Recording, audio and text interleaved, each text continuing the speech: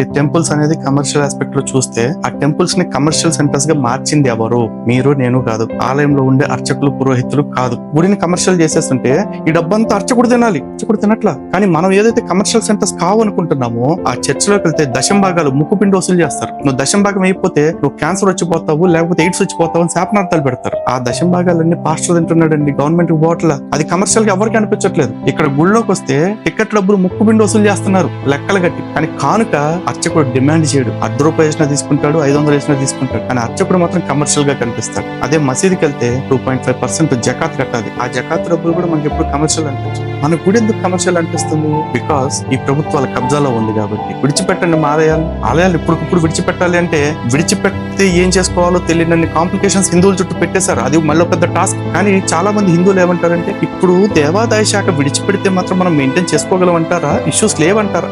రేపు గుర్తు పెట్టుకోండి, ఈ దేవాదాయ శాఖ వచ్చి నిజంగా 60-70 ఏళ్లే.